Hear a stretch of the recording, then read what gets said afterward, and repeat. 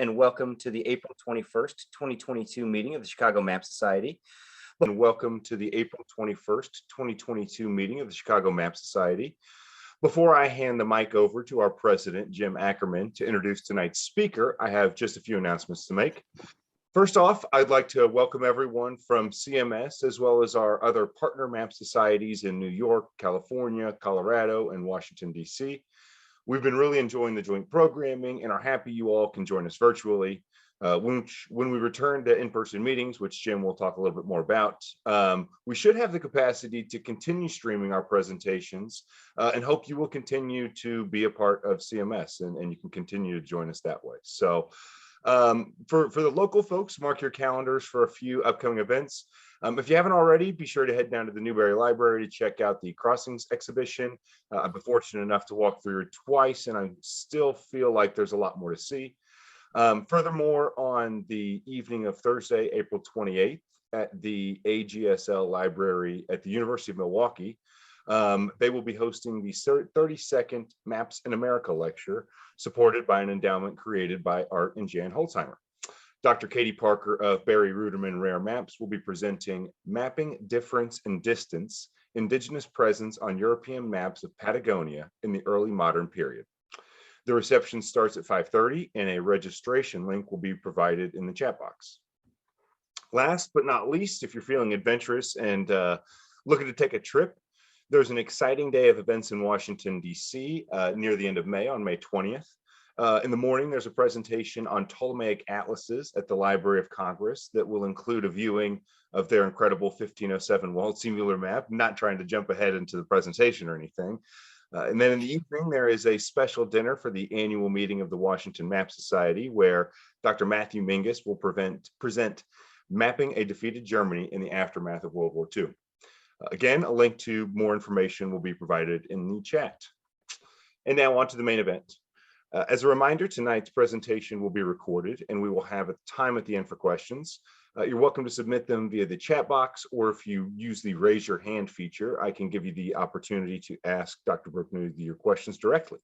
So at this point, I will hand it off to our president, Jim Ackerman, who will introduce the speaker. Thank you, Curtis. Let me just share my screen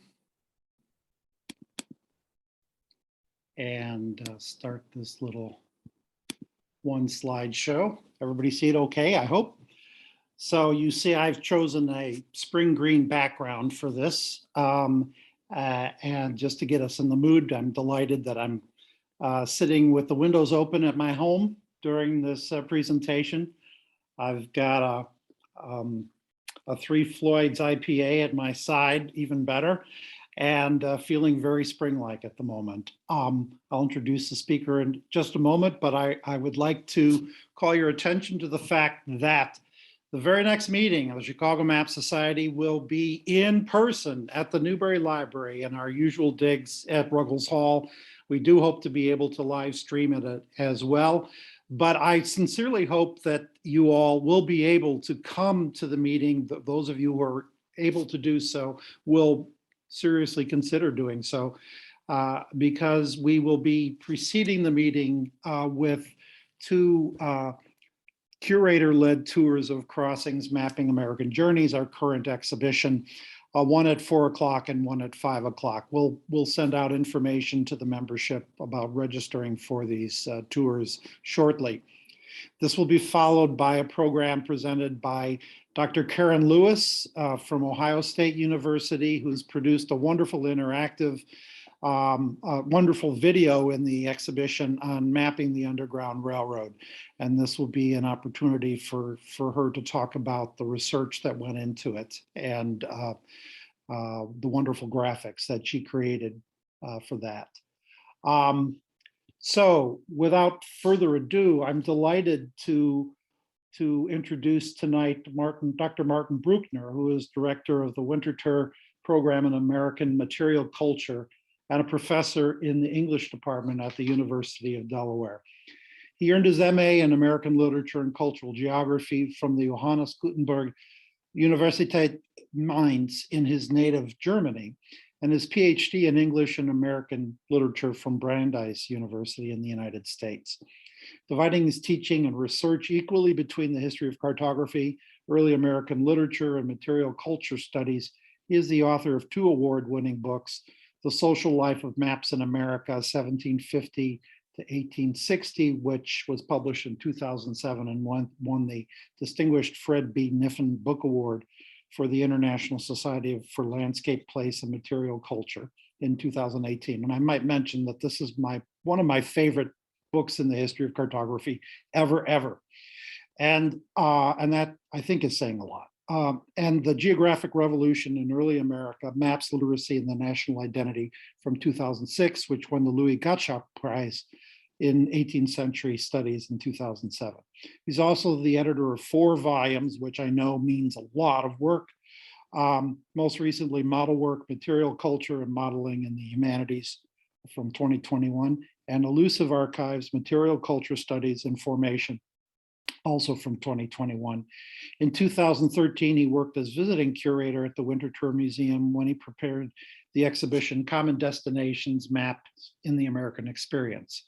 More recently, he launched, together with graduate students from art history, history, and literary studies, a digital humanities project, thingstore.org, which is a database devoted to tracking and cross-referencing objects, including maps, as they circulated in 19th century art and literature.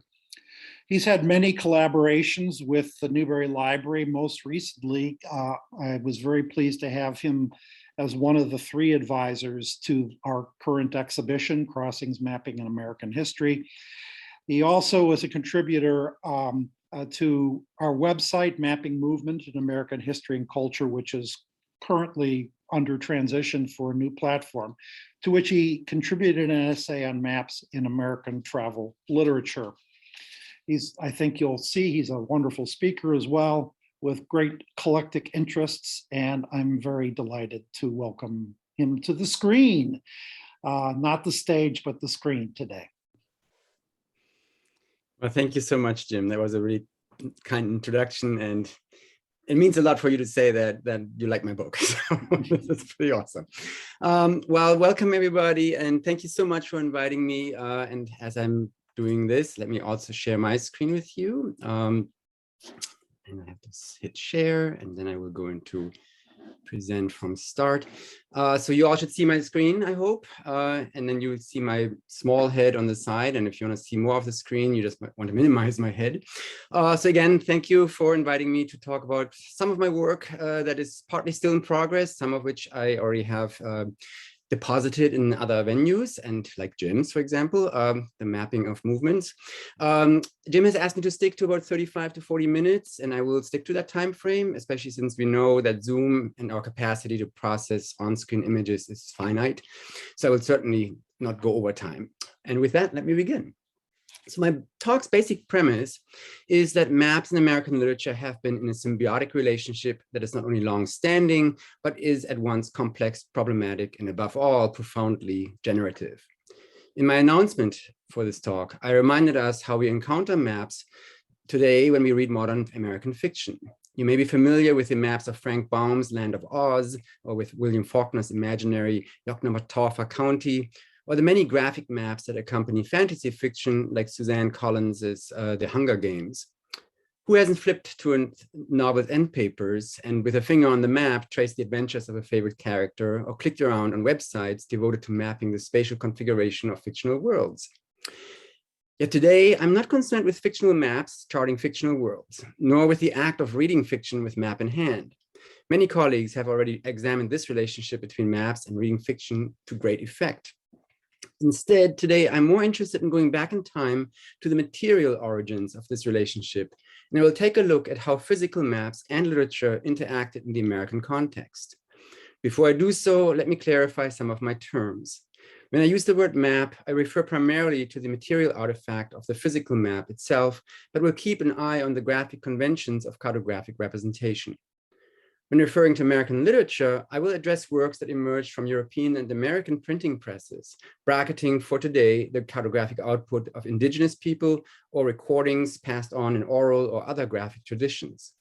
Moreover, and this will be the crucial point for the first half of my talk, when I use the term literature, I'm applying the 18th century Western European understanding defined by, for example, by Noah Webster's dictionary in 1809.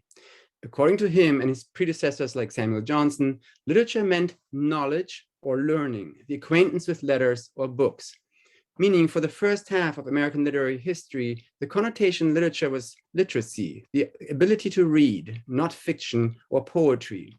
Those were more specialized definitions, and they would not emerge until later in the 19th century or even 20th century. So now, having set up these terms, my talk will proceed along the lines of literary history, meaning I'm using a framework that tracks literary genres across time, periods, and geographic location.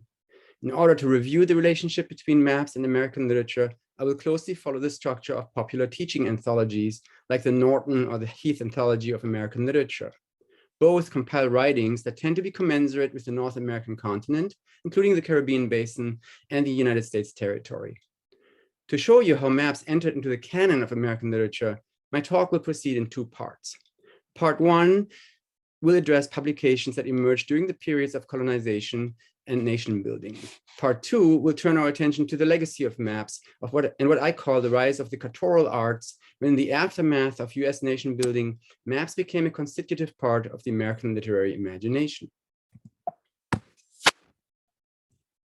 And I'm trying to forward, here we go. So some of you may be familiar with the work of the Mexican historian Edmundo O'Gorman, who suggested that Martin Waldseemüller's map Universalis Cosmographia invented America. According to O'Gorman, the cartographic representation of the American continent scripted all future responses to the New World, that is, as a product of European writing systems that through the use of mapping conventions like naming and georeferencing paved the way for Western fantasies of organized conquest and imperial domination. A different moment of cartographic invention took place in the first literary publication describing America. Two woodcuts illustrating the pamphlet De Insulis Nuper Inventis were among the first maps providing visual evidence. Let me start this again. Two woodcuts illustrating the pamphlet De Insulis Nuper Inventis were among the first maps providing visual evidence to prove the existence of a newfound world. They were published in 1493 inside a pamphlet containing Latin translations of 3 letters sent by Christopher Columbus to the Spanish court, in which he announced the discovery of islands in what he wrongly believed to be the Sea of India and thus the gateway to China or Cathay. Drawn in the tradition of late medieval landscape art and thus devoid of modern notions of proportion, scale, and the rules of perspective, the two illustrations offer complementary views of Columbus approaching America as a geographical place and as a human habitat. The illustration on the right shows in the foreground Columbus' ship, the Santa Maria, depicted as a Mediterranean galley at anchor. At the center, the artist shows Columbus standing up in a rowboat on his way of making contact with a group of disproportionately drawn figures representing Native Americans. The second illustration on the left offers a cartographic overview of the islands discovered and named by Columbus, including Granada, Hispania, and Isabella. The 8-page pamphlet was an immediate bestseller. Between Spanish and Latin editions and Tuscan and German translations, it is estimated that some 10,000 copies of the illustrations were available to a literate minority within only 5 years of his voyage.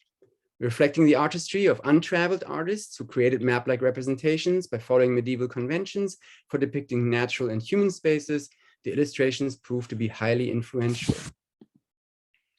When scanning the history of literary production that followed in the next 100 years, the Columbus pamphlet is now credited for launching the first America-focused genre of the illustrated travel report. Within a short period, the genre of the travel report not only took Europe by storm, but when enterprising publishers added woodcut illustrations, travel reports became associated with map images, and the literary trope of presenting settings in map form was set into motion. The topics of early modern travel reports revolved around questions of making contact with America, including tales of reconnaissance, the presence of saleable natural resources and commodities, the discovery of unfamiliar fauna and flora, and recommendations on how to establish so-called plantations, colonies in other words, or how to control, if not enslave, indigenous peoples. The travel report's language tended to shift back and forth between personal diary and encyclopedic history. But authors frequently struggled finding the right words capable of reporting unfamiliar plants and objects, thus revealing formal and conceptual uncertainties about how to describe the experience of what many writers, for lack of better terms, just called the marvels or wonders of the New World. With language proving elusive, by contrast, the image of maps, even if they were rudimentary, highly inaccurate, and all too often rather imaginary, promised material and visual stability, presenting a reliable view of all things American to readers interested in tracking travel routes and picturing America's geography or biodiversity. The map of New England by Captain John Smith presented a somewhat different narrative model. It was published along with his promotional treatise, Descriptions of New England, a how-to manual for colonizing North America that was closely read by the Puritan diaspora as it was making its decision to leave Europe for America. In the narrative, Smith assigns himself controversial powers, demanding, under the guise of offering practical advice, the kind of trust and authority that is usually reserved for members of the First Estate. In the map, he takes this sense of authority one step further. He not only gives himself the right to rebaptize native places with English names, such as New London, the River Charles, or Oxford, but inserts his own portrait in the margins. Accompanied by a laudatory poem, Smith's own image appears in the symbolic space that map makers usually reserve for heraldry or other iconographic tokens celebrating royalty or high-ranking sponsors supportive of risky Atlantic expeditions. Smith's use of the map as a mode of self-promotion was the exception. Instead, map inserts in early modern publications became fixtures in genres promising the latest history or news about America. Audiences in the English-speaking world would have seen this as early as 1634 in the promotional tract New England Prospect by William Wood, in which he praises rather than describes the colonists' day-to-day struggles. The nexus between printed news and maps was consolidated during the Pequot War when William Hubbard sought to justify British acts of genocide. His pamphlet included a woodcut map containing numbered markers so that readers could follow his version of events leading up to the capture and murder of the Wampanoag leader Metacom, or also usually known as King Philip. News maps like Hubbard's established themselves as regular features in 18th century print culture. Rudimentary maps accompanied newspapers, magazines, and almanacs, where they served as visual guide and shorthand for communicating information about locations, troop movements, and land ownership. As readers flipped through the pages of the colonial-made Poor Thomas Almanac, or back issues of the imperial flagship publication, The Gentleman's Magazine, they would have encountered maps next to news accounts, next to political edicts, next to poems, next to Franklin-esque aphorisms. Almanac in that context. By the time we reach the mid-18th century, the bulk of literature containing actual maps is today identified as the genre of travel literature.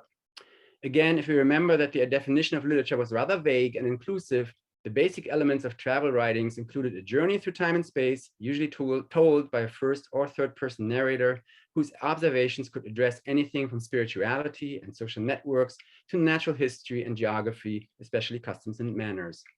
If we scan 18th century travel literature written in English, we'll find maps for supporting on one end of the genre spectrum the journey of the lives of New England saints, like in Cotton Mather's tome Magnalia Christi Americana, or in later editions of Mary Rowlandson's spiritual biography, The Sovereignty and Goodness of God, which described in gory detail her capture by Native Americans during King Philip's War and her 11-week captivity before being ransomed. On the other end of the spectrum, and this is the right-hand side of the picture of the slide, and this would be applying to the majority of published travel writings, we would see narrators use the aid of map inserts to better chart their movements through territories of imperial interest, such as the international bestsellers by Peter Kalm, Travels into North America, or Jonathan Carver's Travels through the Interior Parts of North America from 1778. Having now given you a brief overview of American works that historically have incorporated actual physical maps, I need to take a step back and readjust our lenses. Zooming out and with an eye on the marketplace, the Literary Archive will tell us that since the publication of Columbus's letters, maps have been tipped into a broad array of genres. These range from the illustrated report, promotional literature, and news accounts to travel narratives, natural histories, and geography books, not to mention a burgeoning output of government reports. If we zoom in on a particular genre, the archive also reveals that the basic literary form of the travel narrative and the illustrated report remained relatively unchanged. But when we examine the maps that accompanied them, we can discern a gradual shift in composition and outlook. The earliest reports were preoccupied with making contact with America and thus their stories concentrated on the water-land divide, that is, on the margin of land separating the Atlantic Ocean from the American continent. Texts from Smith's description of New England to exposés in the Gentleman's Magazine are fundamentally preoccupied not with America per se, but with the delineation of coastlines, riverheads, waterways, and corridors into the continental hinterland. In fact, the first phase of American literature is a kind of misnomer, for the reports and stories emphasize the Atlantic world rather than the American continent as the dominant literary setting. We have to remember that the geological concept of continents was yet to be fully described and embraced, and thus many travel writers and their readers, including members of the British Parliament, imagined America as an archipelago of loosely connected islands linked by bodies of water, waterways, and tropical storms. And if you look at these two maps on screen, the one on the top, on the left is actually like a snapshot from a map insert, but the one on the right by Bakewell, the North American side is really a landmass that's just subdivided by waterways and or engulfed by water rather than actually showing us a continent as we understand it per se now. Once you consider American literature in oceanic rather than continental terms, many travel narratives and their maps privilege the setting of the island over that of expansive landed territory. For example, A True and Exact History of the Island of Barbados by Richard Ligon imitates the structure of nautical maps, merging sea charts with detailed sailing directions as if to facilitate movement in the Atlantic world. His oceanic narrative makes sense given the context of the Caribbean sugar industry and traffic in enslaved people. While his story conceives the experience of America as a succession of movements connecting seemingly unrelated settings like the coasts of Europe, Africa, and random American islands, his map, called A Topographical Description of Barbados, turns the factor of mobility into a more lasting, stationary experience where place names and pictorial elements denote descriptions of land ownership, farming techniques, and slave labor. The trope of America being a form of island in the Atlantic world was perhaps made most popular by Daniel Defoe's proto-capitalistic novel Robinson Crusoe and Jonathan Swift's satire Gulliver's Travels, both of which included fictional maps. In the canon of American literature, many 18th century works adapted the island theme, such as James Granger's Georgic poem The Sugar Cane, Thomas Paine's political pamphlet Common Sense, the interesting narrative of the life of Olaido Equiano, and above all, Hector's son John Crèvecoeur's famous Letters from an American Farmer. There, Crèvecoeur, who himself was an accomplished land surveyor, inserted a set of surprisingly rudimentary maps depicting the islands of Nantucket and Martha's Vineyard with the goal to provide a visual plot for the concept of the isolated middle state and a cartographic foil for his existential question, what is an American? The narrative trope of depicting America as an extensive water world changed during the 18th century when imperial wars and land speculation had writers pivot towards exploring the space of the continent. Fueled by the territorial conflicts between France and England, the literary protocols of travel writing, the genres of so-called histories and adventures, and even the encyclopedic geography textbook all adopted a more land-based and continental perspective. This perspective, my research suggests, was strongly influenced by a handful of maps, like John Mitchell's map of the British and French dominions in North America on the right, or Lewis Evans's general map of the Middle British colonies. Their literary impact was twofold. On the one hand, both maps were sold in conjunction with a book-like map accompaniment. Mitchell's map came with a treatise, The Contest in America Between Great Britain and France, which argued in favor of Britain's imperial ambition and made expansionist claims that would still inform the first US government. Similarly, the Evans map was published along with a pamphlet of essays, which pitched North America as a pastoral setting that is welcoming to European immigrants despite Native American resistance. On the other hand, both maps became widely quoted references for making legal points or describing America as a place or setting. Unsurprisingly, they were most often cited by name or title in political speeches and pamphlets during the decades leading up to the American Revolution.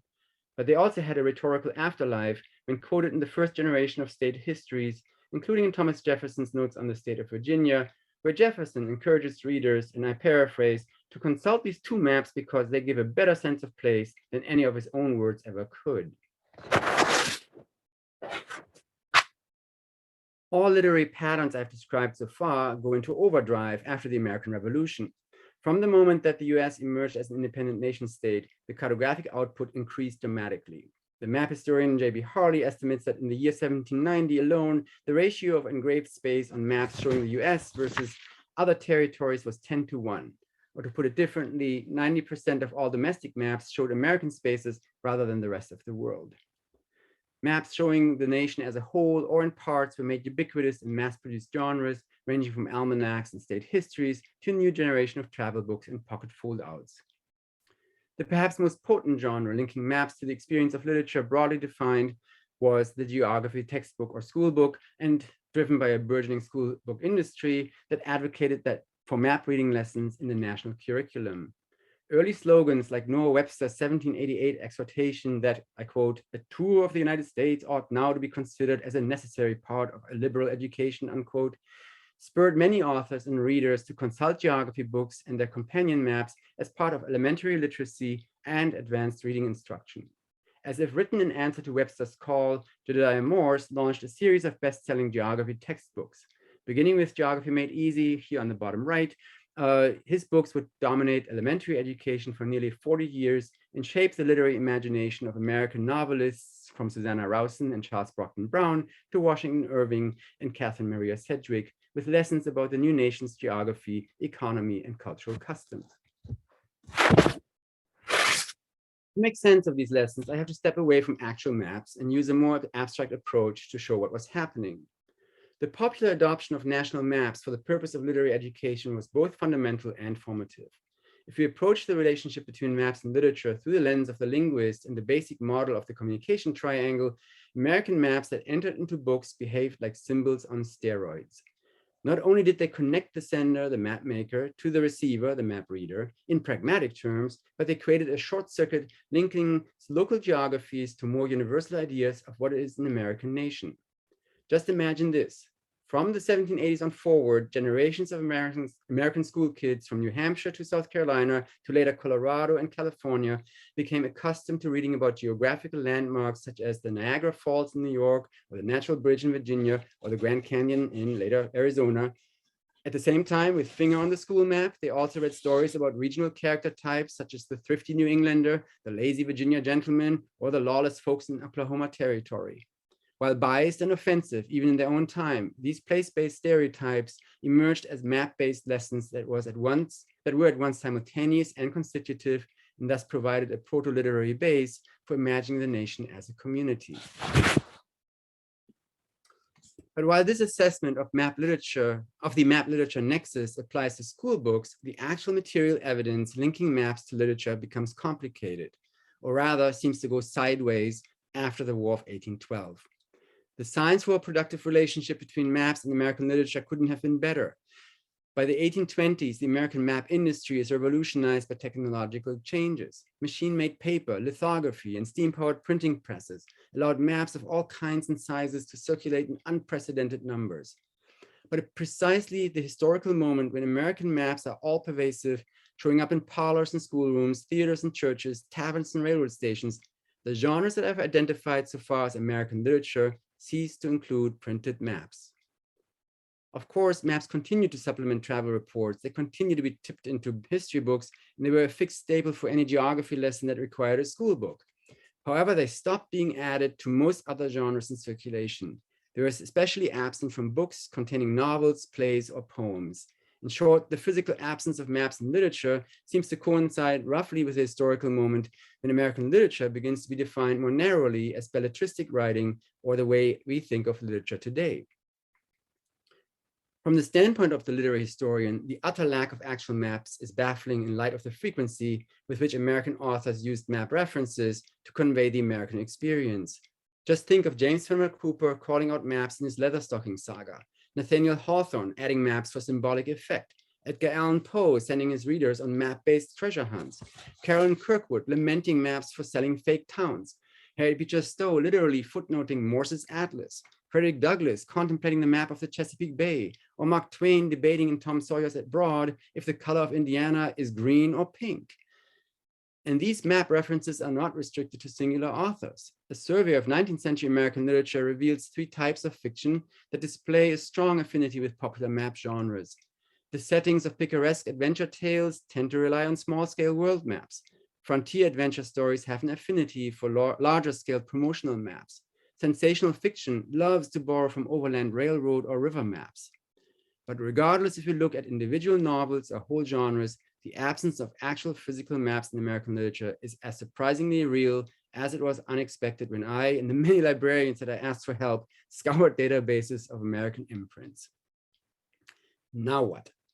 I started by looking at how material maps entered the literary canon, and I now end with the frustrating realization that in the process of putting American literature on the proverbial map, the literal map has been turned into nothing more than a figure of speech. To say that after nearly 3 centuries of map inserts, readers would be satisfied with reading map metaphors is unsatisfying, to say the least, especially when we consider that for much of the 19th century, a large number of Americans were not only expert map readers and map makers, but were cartophiles, owners and collectors of maps.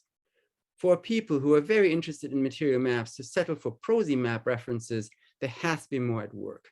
What is at stake for readers of American novels when the call for a map no longer refers to material supplements, but to a textual element?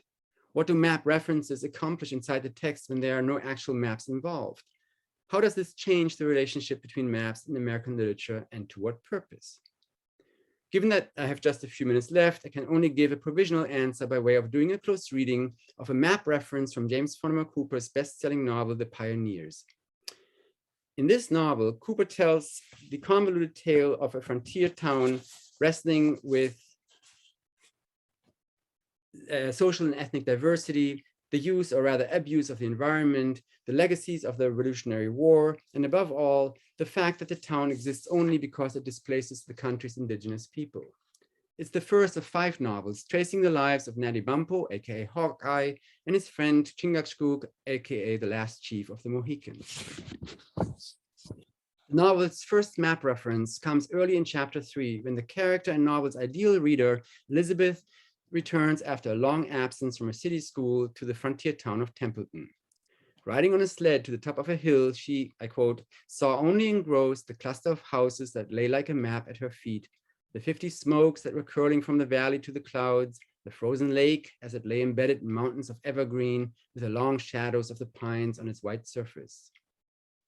This is a familiar scene, the occasional and seemingly innocuous moment when a character describes a valley, a river, or a town, in short, a literary setting, only to follow up the description with the anticlimactic announcement that the fictional world looked just like a map. But by addressing the map as an image or simile, Cooper cleverly invokes what the semiotic theorist Roland Barthes has called the reality effect. Seeking to account for endlessly detailed literary descriptions, Barthes tackles the question of what to do with the presence of insignificant notations, with the many prosy inserts that are merely nominal or quantitative summaries, but lack any active trajectory prescribing choices or narrative development. For Barthes, the pedestrian mention of insignificant objects like 50 smokes, a frozen lake, or here a map simile were functional denotations that give fictional settings the sense of concrete reality. Perched in her sled overlooking the valley of Lake Otsego in the fictional village of today's Cooperstown, Elizabeth's initial map reference recalls the synoptic vision of the map.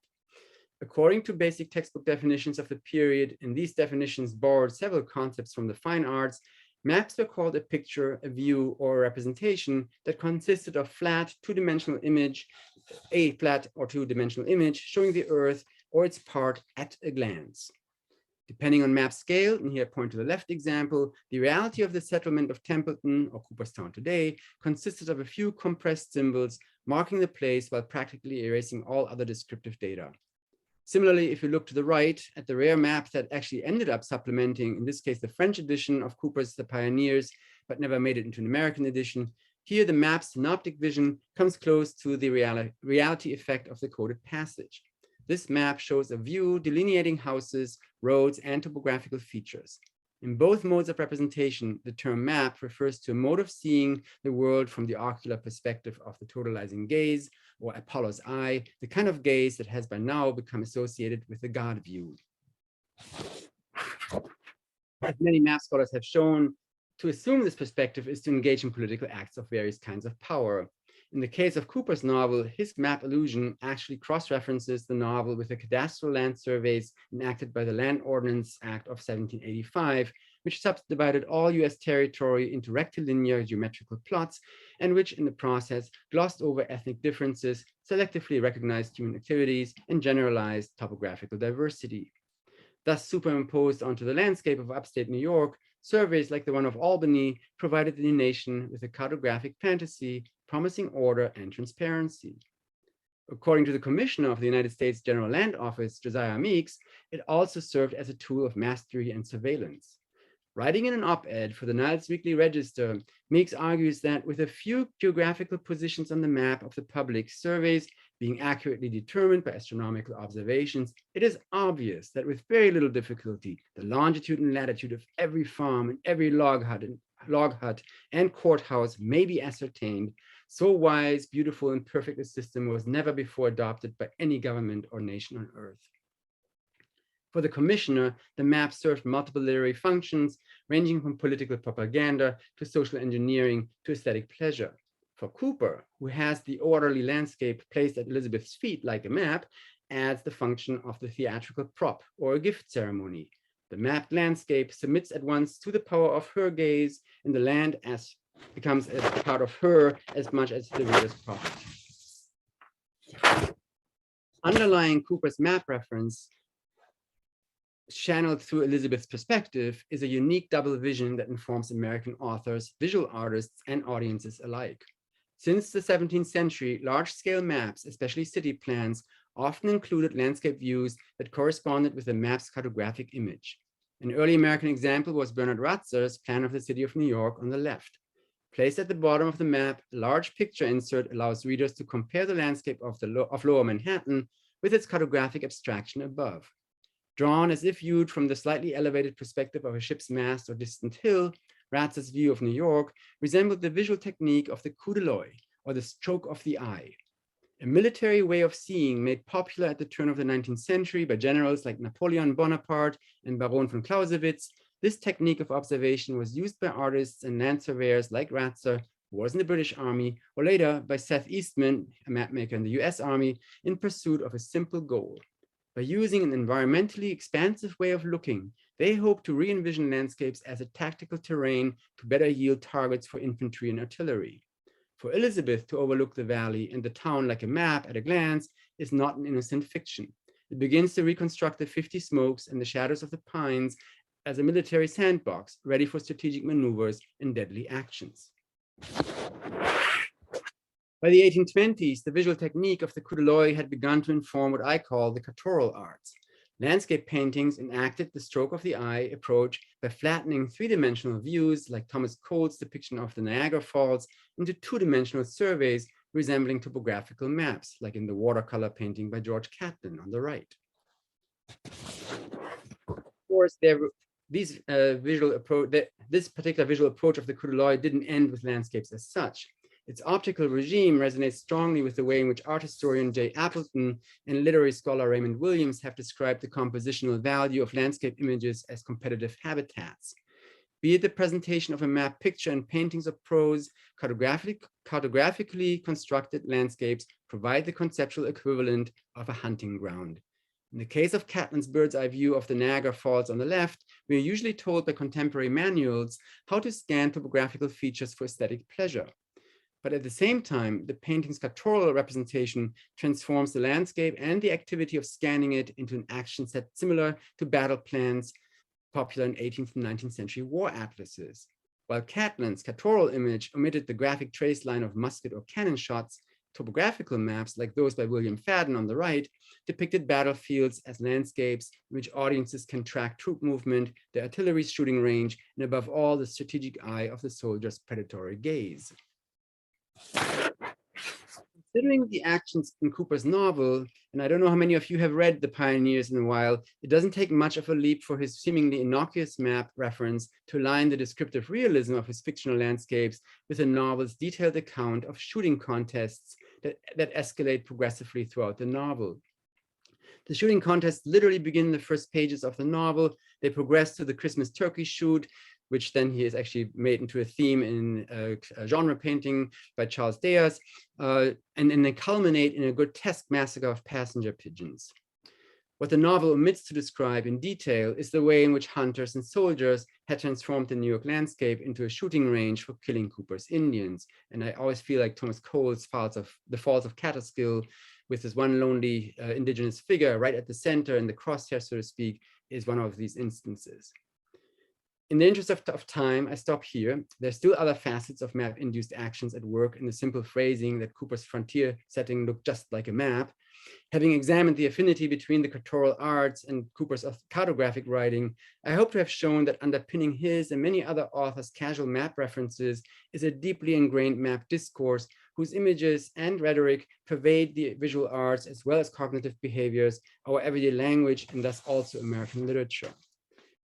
Works by Cooper and the next century's worth of literature against the grain of popular cartography, we can adjust our lenses. American literature never let go of maps, but simply shifted their stance from being an overt material supplement to becoming a covert literary strategy. To put this differently, by the time Cooper and company began to write their best-selling, and from my European point of view, definitely recognizably American novels, maps had been changed into more than being a quotation, metaphor, or plot device. Map references had become a shorthand and placeholder for all things cartographic in a way that reminds me of a critical dilemma described by the philosopher Henri Lefebvre. He writes, quote, that any search for space in literary texts will find it everywhere in every guise, unquote. But when he asks the question, quote, how many maps in the descriptive or geographical sense might be needed to deal exhaustively with a given space, to code and decode all its meanings and contents, the answer, I would argue, is many more than we can imagine. To identify the physical map as antecedent to the literary map is just the beginning to bridge the gap between maps and fiction in order to reclaim and better understand the meaning of American literature. Thank you. Thank you, Dr. Brückner. That was a broad and engaging presentation filled with some really incredible examples of some cartographic material. So we have got time for questions. I welcome anyone and everyone who's got a question to submit it either in the chat box or to raise your hand. I will go ahead and get us started. That early travel literature that you brought up was particularly intriguing to me. Quite frankly, I had not seen those early New World pamphlets before and those views. And I was curious if you could talk a little bit more about who was that literature aimed at? Was that aimed at distribution for an economic audience or religious or military? Yeah, great question. So this is one of these moments when you realize we have to be always interdisciplinary as map historians, and whatever angle you're coming at. So here I would actually now tap my friends in the world of book history and reading history, where we just only in like last several decades have found out to what degree did actually books circulate in many more than we actually anticipated, that they were not as isolated or local events as one has imagined, that there's a lot of crossover information that then begins to circulate in form of broadsides or in plagiarized copies, and that can even come down to just a woodcut that is being lifted and then recycled.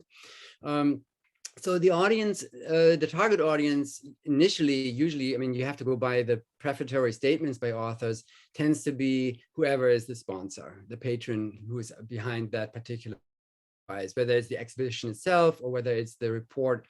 But in travel literary, in literary studies, examining travel literature, and here we have now almost 30, 40 years of amazing scholarship to tap, people have understood that this is more like a foil, that this is like a rhetorical ploy by the authors, that you want to give yourself the stance of having public approval or having a patron, a wealthy or powerful patron behind you. And a lot of these reports can also just have been examples of self-promotion. And that's why I always come back to Captain John Smith's description of New England.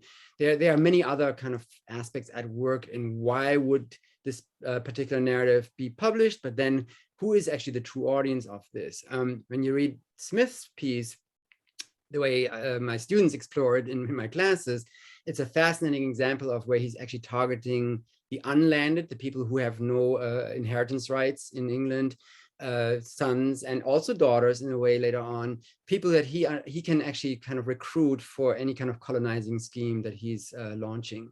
So but in the process of pitching it to an audience that is like the second sons, the third sons of a wealthier landed or propertied family, he begins to kind of toggle or step over a line, cross a line, where he also assumes authority or power over his audience that is not his to assume. And he gets in all kinds of trouble for that.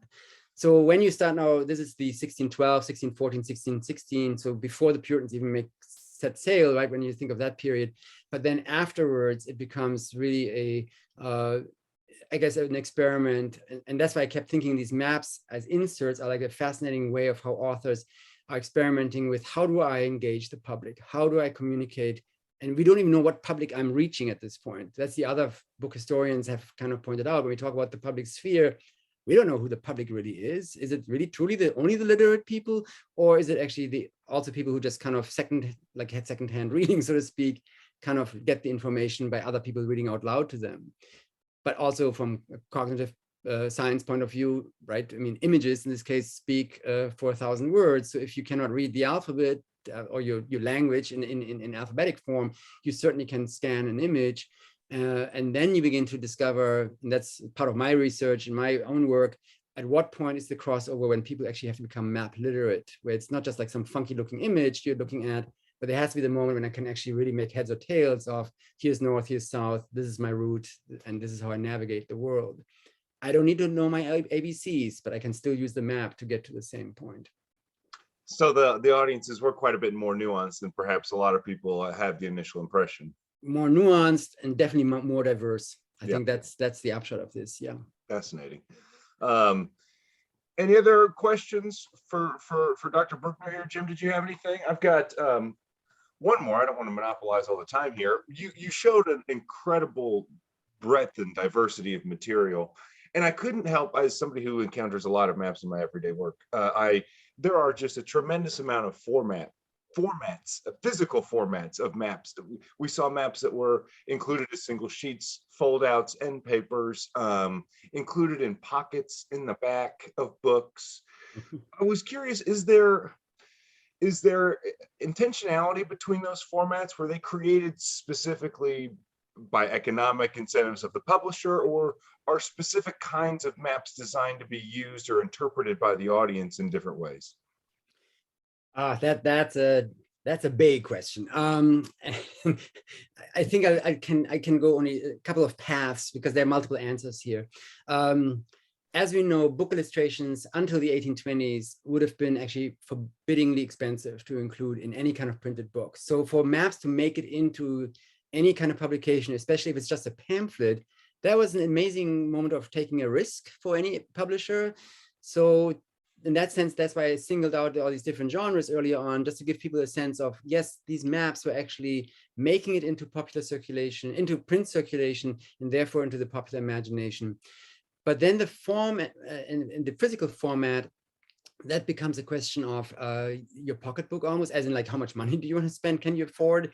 So if you think of folio editions of geography textbooks that came, or folio editions of geography books, not textbooks yet, like Peter Halen's book Cosmographia from the mid-19th-century, there are fold-out maps in there, but those were really kind of the Mercedes, the kind of or Bentleys of map makers that you could fold in. And then we get into the world of book binding and the way in which people assembled their own books. I mean, you could always fold in an atlas map or make a map into an atlas map, but by on demand, rather than that there was a publisher who really set out to produce this kind of commercial standardized look of a map/book construct, until we have the atlases, right? And Jim is a specialist on this one. But by the time you have the atlas as a book form, a codex that is really meant to kind of basically wrestle the unwieldy map, which comes in all kinds of sizes, wrestle it down into a format that you can either fold into a book, into the bindings of a book, or that actually then gets reduced into a page size map insert that you can fit neatly into the book.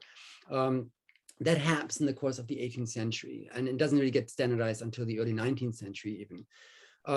So again, you come down to the questions of, I feel, and this is where I felt literature might be another hook for us to make sense of these maps, because they are put into dialogue with another kind of story that is being told. Whereas if I just look at the maps in and of themselves, I feel like I get kind of caught in a feedback loop, because then all I can do is like compare these maps to other maps.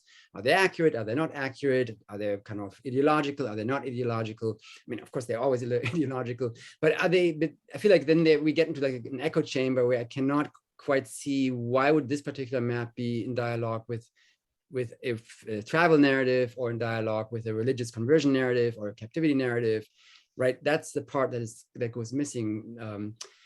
Yeah, but again, in terms of material size, the 1820s is, in at least context, it's kind of the watershed decade. That's when maps really explode in sheer numbers and versatility and difference in size and scales.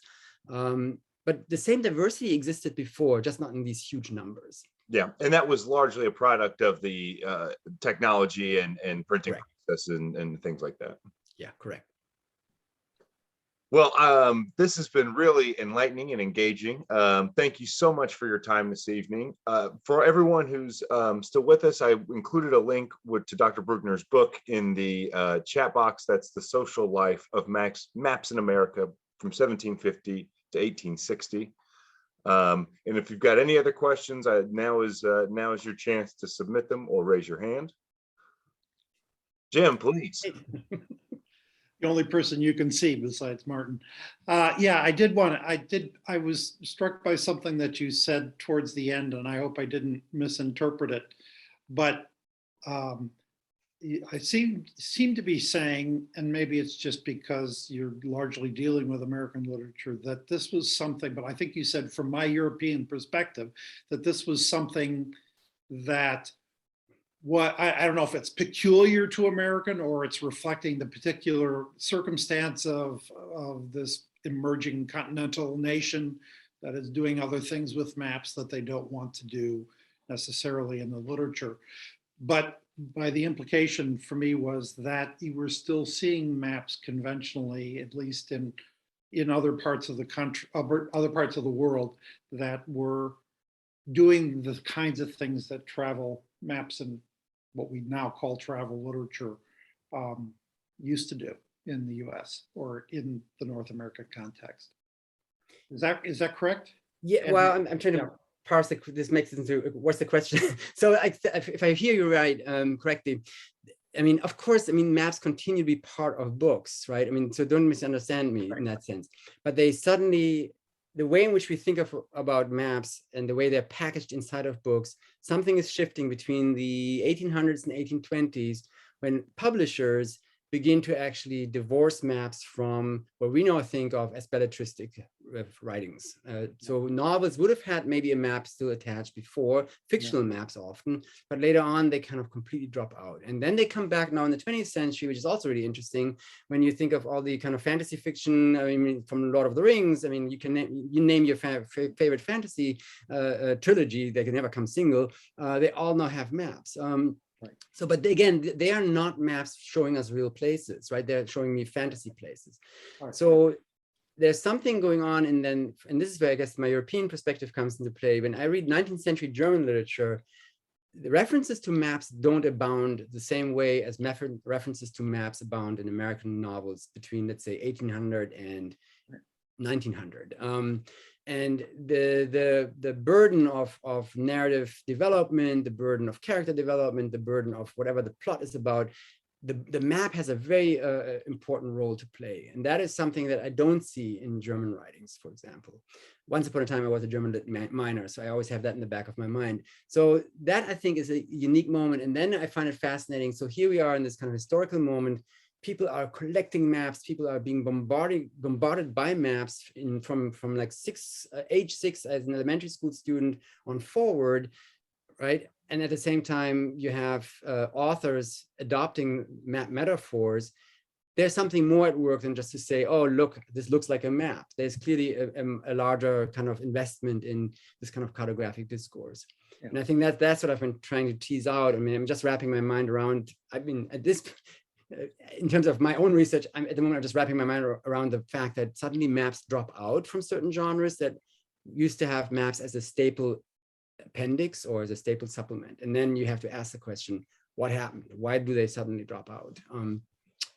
All right, thanks for that Oh, clarification. absolutely, Yeah. sure.